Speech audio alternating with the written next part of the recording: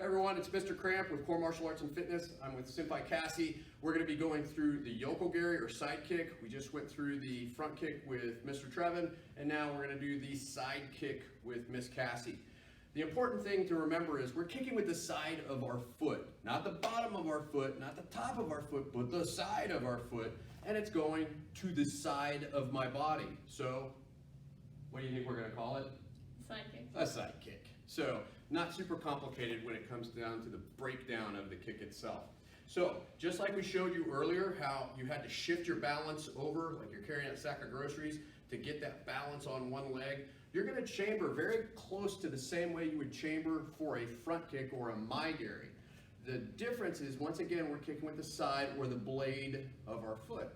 So, Miss Cassie's got her elbows in, she's got her core really tight. Since she's going to be kicking with her left leg, she's going to look over her left shoulder. So she's targeting, she's going to raise her leg up after she shifts her balance, and you can see how she's got her foot right here angled down a little bit so the blade is facing down to the floor, because as she goes to kick, that blade is going to raise up and go out to the side. You got to think of this kick as more like a punch or a thrust, whereas a front kick is more of a hinge kick. So she's got her foot chambered, she's going to start to go out to the side, and when she does, she's kicking with this part or the blade of her foot. She's going to rechamber, bring it right back where she started, and she's going to set it down. And claps for Miss Cassie and her balance.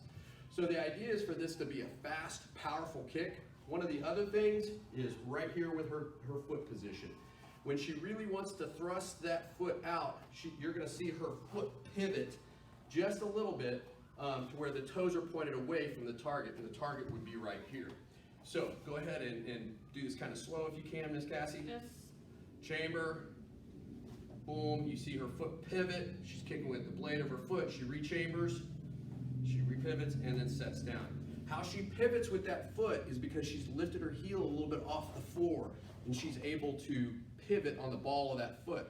So you can see Chusoku, or ball of foot, is super important in all things martial arts.